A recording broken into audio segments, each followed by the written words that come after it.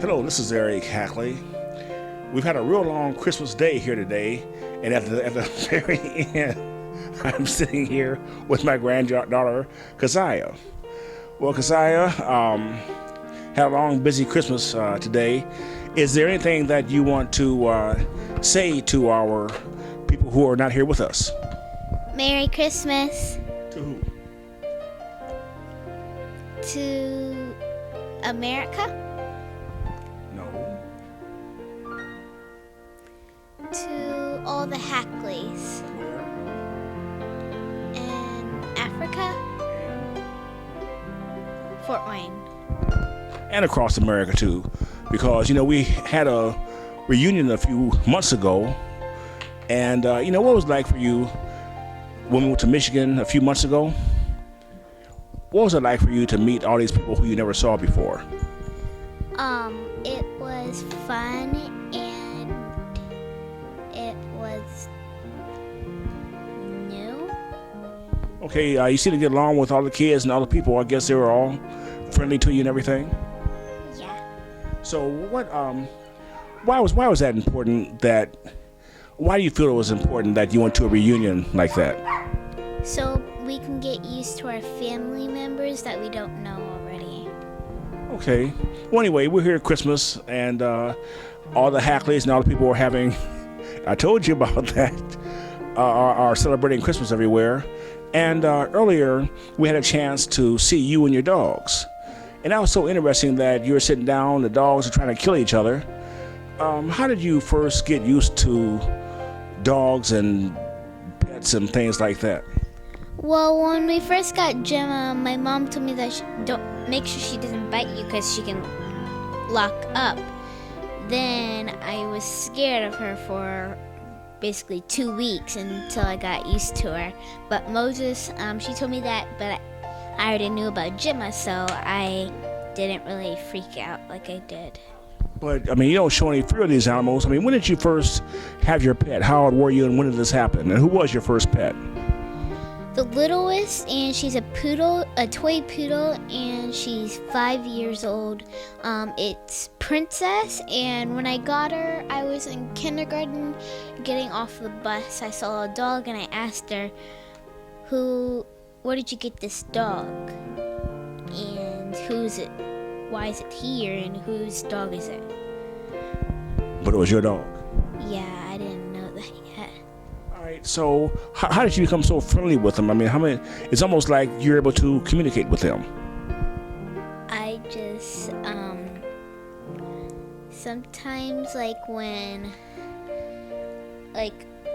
just got used to him because we've had Moses for not a long time, but a couple weeks a couple weeks. I got used to him. Okay, so we're sitting here at Christmas time, and you got a couple of your most favorite gifts here today. So which one was your most favorite? Out of all these gifts I have? Yes.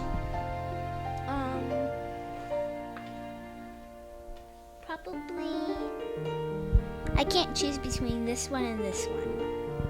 Okay, what are they? This one is a book and a snow globe. And what you do with the snow globe, you can take the pictures out, and they have a whole bunch of pictures at the back of the book.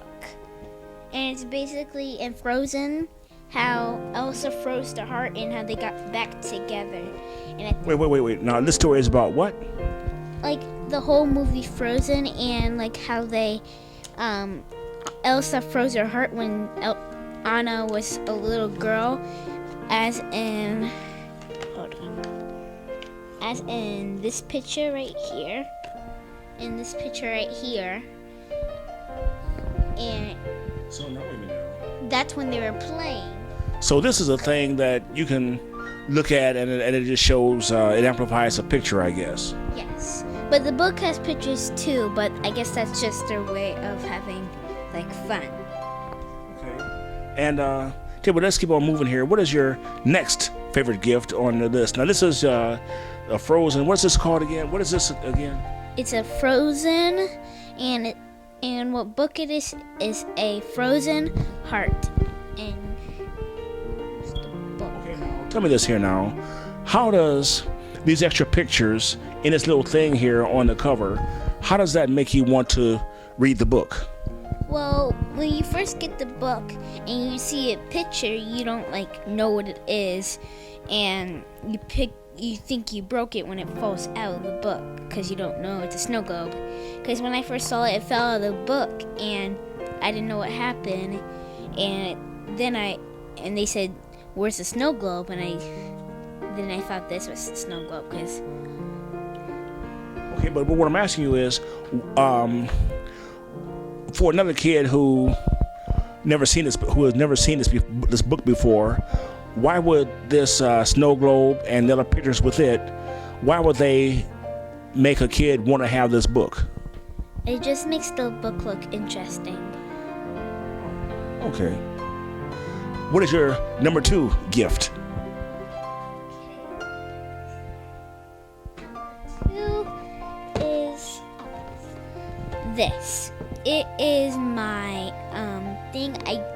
This is the second gift I opened unwrapped, and what it is, it's basically a gingerbread man house, but what it is a castle. So basically, this is the back of it, and it contains everything to make one cookie castle, and it's a fun activity for the family. So this helps you make a castle, but the castle at the end is going to be edible. Yes. Interesting. I would assume, well, no, graham crackers and candy, that's interesting, right? Well, this is pink sugar cookies. Okay. All right, now what is the number 3 gift?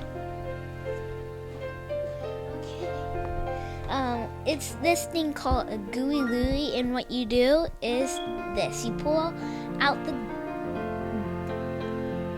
goo in his nose, which is supposed to be boogers or snot, and if you do that, if you pull a certain one, his brain will pop out, and that means you lose. All right. Now his brain pops out, and what's most fun about having his brain pop out, or what is the deal? I guess when you pull these things out of his mouth, a lot of those things can be pulled out, then eventually the brain is going to explode. Well, what I did, you can kind of see the flip right here. You open that, and when you're first setting it up, there's one that's basically like this, and it has the big hole in the middle, and you put it in that little thing, and it has a hook, and you hook that up. There's 2 of them just in case you lose one, and so then you just stuff all the other snot in there, and then start playing. You know something? This is all the more reason where people need to start using their own innovative skills and learn how to create toys too, because this toy obviously was purchased through a real clever marketing campaign, and obviously it's fun here involved for younger people, and this is fun. I mean, it looks fun to me.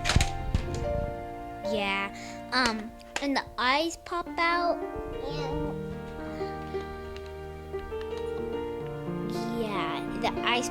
and when you pull this trigger, the eyes will pop out, but when you pull the back trigger, the head will open.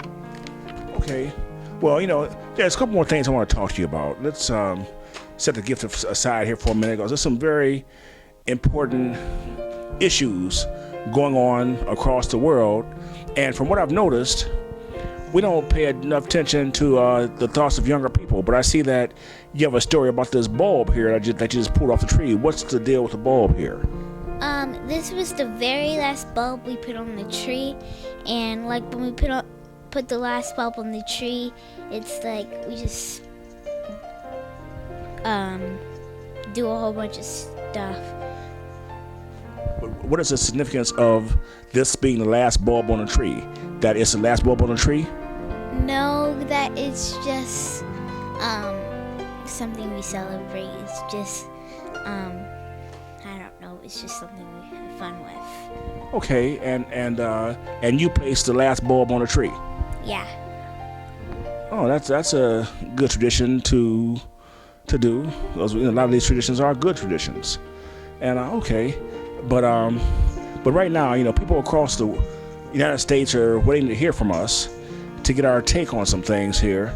As you look back over this very busy year, especially for you, what have been the 3 most interesting things that happened to you personally this year, if you could name them? The top 3 things where you had the most fun, or you enjoyed yourself the most, or something that's just really just blew your mind to make you take note and say, hey, this is probably one of the top things that have happened to me this year.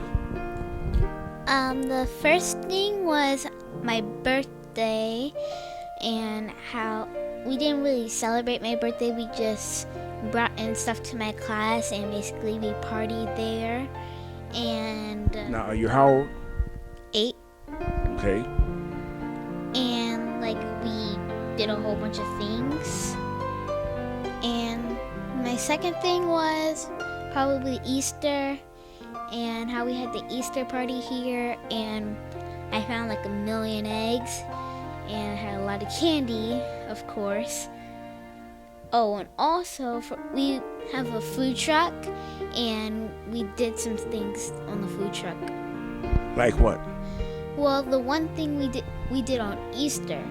On Easter, we went to this school/church, and they had a helicopter come at a certain time twice, and what you do is bring a basket and stand at the line, and there will be a Easter bunny inside the thing, but it's actually a person dressed up as a Easter bunny. And if it was somebody's birthday, what you do is you get up on the stage, and when they ring the buzzer for you to go up there, run and get the eggs when they're dropping the eggs down from the helicopter in the sky. Now that sounds interesting right there.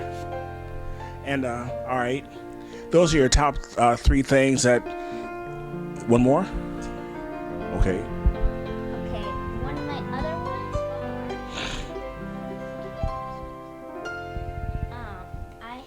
I got this for Christmas.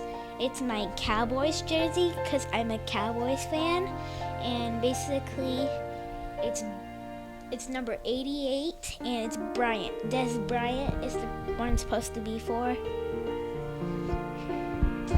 Well, let me see now. Your grandmom's last name is Bryant, and this is Des Bryant, so maybe we gotta do some more genealogy to see if they might be connected too. The reason why we got it is because basically what you said, we have family members that became with Bryant. Okay. Well, go ahead and put it on then. All right. Now let me ask you this one last thing here. When you look back over the world, what are the 3 top world events that caught your attention? Either world events or things about America that caught your attention.